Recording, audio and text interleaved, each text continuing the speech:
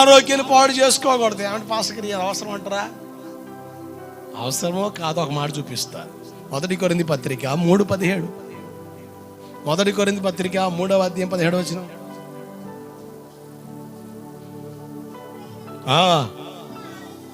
దేవుని ఆలయాన్ని పాడు చేస్తే అది అంటే అర్థం ఏంటి? దేవుడు పాడు చేస్తున్నావు, నువ్వు వదిలేస్తానికి అంతే. ఇది దేవుని ఆలయం. ఈ శరీరం ఎవరిది? ఎవరిది? దేవుని ఆలయం. దీన్ని పాడు చేసావనుకో దేవుడు ఊరుకోడు. ఆహారం కానిది డ్రగ్స్ తీసుకుంటున్నారండి, మాందిక ద్రవ్యాలు, మత్తు పదార్థాలు. కడుపుని అన్నం తిను, లేనిపోని పనికి మన అలవాట్లకి అలవాటు పడి ఆరోగ్యాన్ని పాడు చేసుకుంటున్నాం. లేనిపోని పనికి మాల వాటి అన్నిటి కూడా తగిలించుకొని ఆరోగ్యాన్ని చేతులారా నాశనం చేసుకొని ఆరోగ్యం పోయిన తర్వాత దేవుడా నీవేనా దిక్కంటే దేవుడు మౌనమైతే నేను ఎవడు బాగు చేయలేడు. అది నా బాధ. 80 సంవత్సరాల ఆయుష్కాలం ఇచ్చాడు, అడ్డం పడి తింటున్నావు, నోరు అదుపులో పెట్టుకోవట్లే. తిండి పోతువైన కత్తి అడ్డం పెట్టుకో. నేను కడుపు నిండా తింటానండి, ఏ అలవాట్లు లేవు, సరే మంచిదే. అడ్డం పడి ఏది పడితే మీ యువత అంటున్నా. దేవుడికి స్తోత్రం కలుగునుగాక.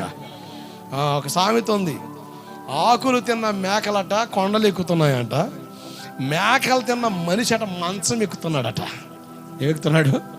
ఆకులు తిన్న మేక కొండలు ఎక్కుతుంది, ఆ మేకను తిన్న మనిషి కమ్మ మంచం ఎక్కుతున్నాడు.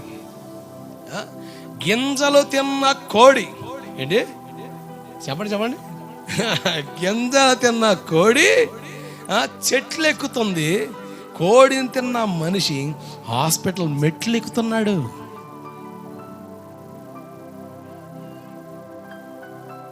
అసలు గల్లీకి హాస్పిటల్స్ అండి. కరోనా తర్వాత అసలు అసలు నర్సరాపేటలో బీవత్సమైన హాస్పిటల్స్ అంతే. గల్లీకి అసలు హాస్పిటల్కి వెళ్ళిన రద్దీ, ఫుల్ బిజీ. అసలు ఈ హాస్పిటల్ ఖాళీగా ఉందని చెప్పడానికి లేదండి.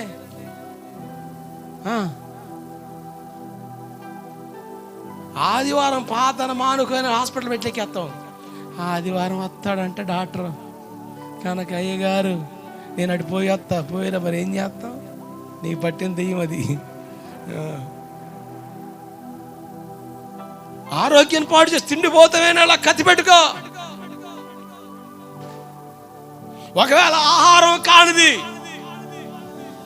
పనికి మాలమని తిని రోగాన్ని తెచ్చుకొని ఇబ్బంది పడొద్దు. సిగరెట్ తాగడం వల్ల ధూమపానం హానికరం. అంతేకాదు తాగినోడే కాదు, ఆ చుట్ట వల్ల వచ్చిన ఆ పొగను పీల్చుకున్న వాళ్ళు కూడా రోగాలు వస్తున్నాయి. అంటే నువ్వు రోగిస్తోడు అవ్వకుండా 10 మంది కూడా రోగాలు పాలు చేస్తుంటివి.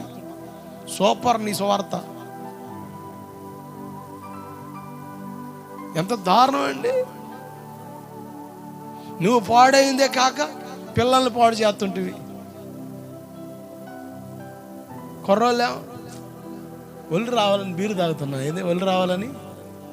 ఆ ఒళ్ళు నీకెందుకురా, ఊబొళ్ళు చూస్తేనే అది ఎట్టాగా అంటాడు.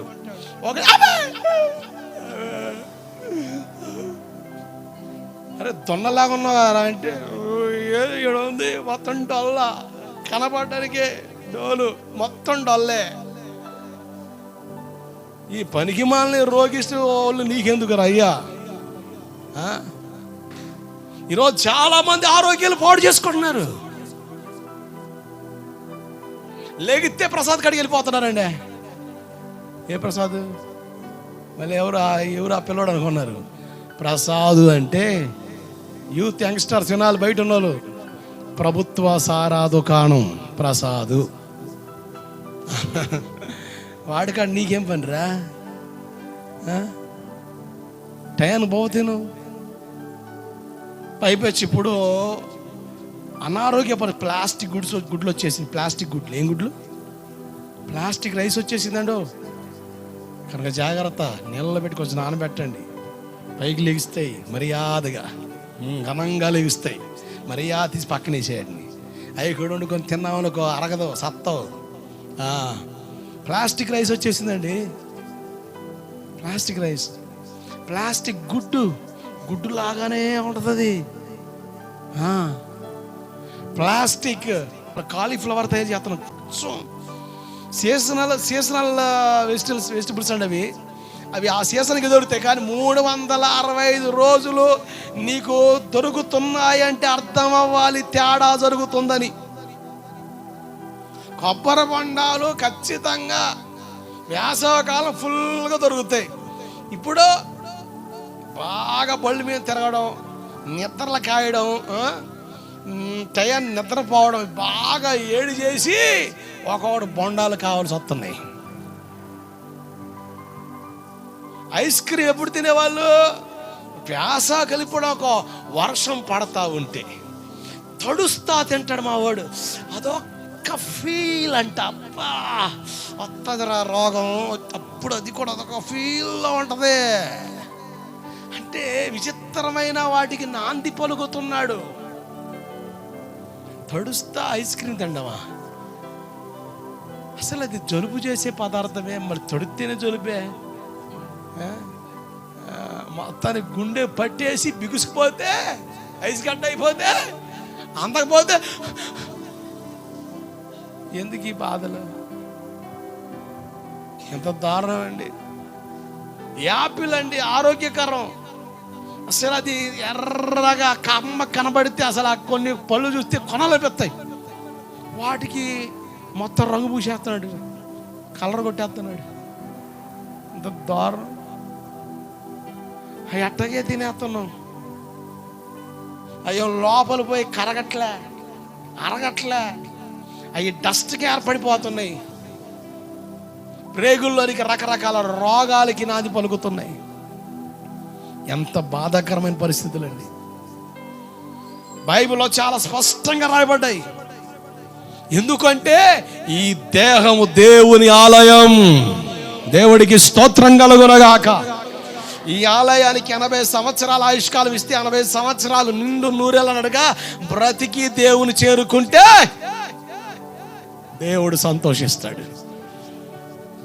80 సంవత్సరాల వయసులోనే, ఆ వయసు రాకమునిపై 50 సంవత్సరాలకు 60 సంవత్సరాలకు బగిడి తన్నేస్తే ఎన్ని సంవత్సరాల ఆయుష్కాలం వృధైపోతుంది.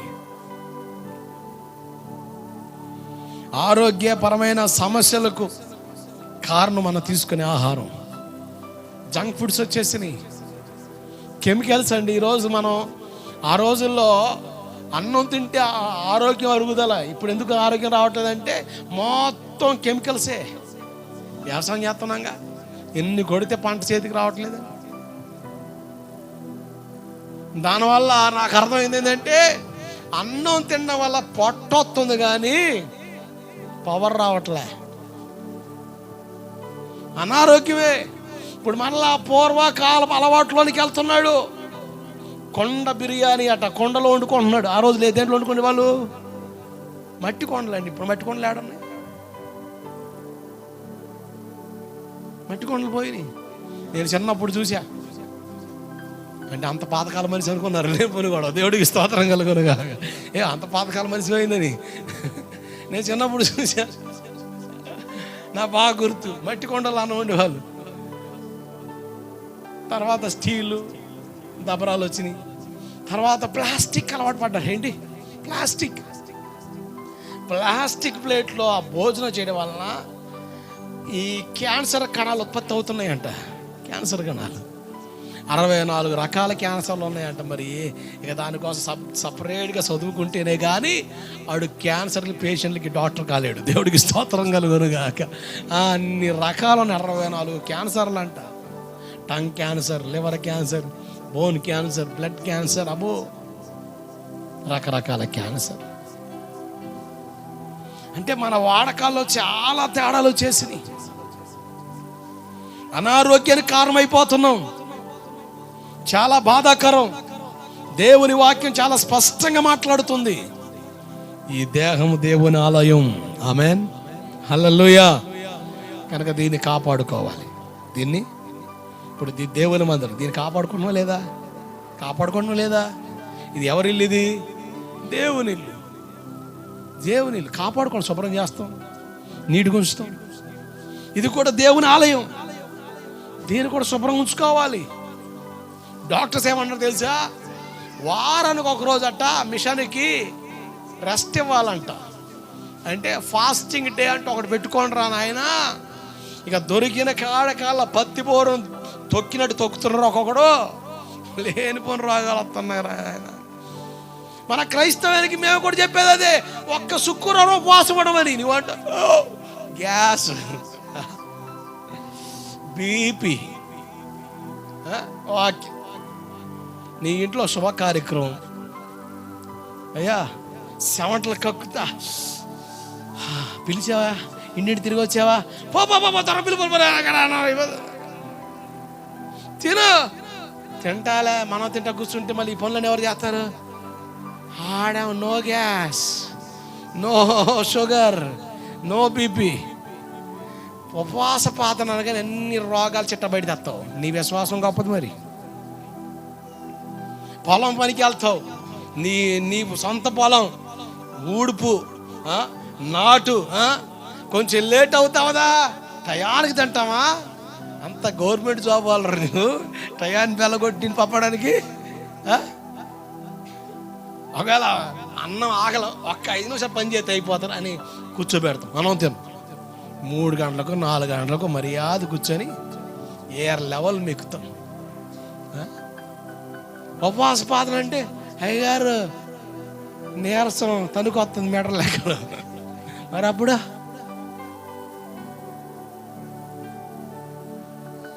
అంటే నీకు తెలియకుండా కొంచెం ఉన్నావుగా, అదేదో దేవుని సన్నిధికి అప్పగించి అట్టు ఉండు. నేనంటే ఆరోగ్యాన్ని పొందుకుంటావు, బలాన్ని పొందుకుంటావు, శక్తిని పొందుకుంటావు.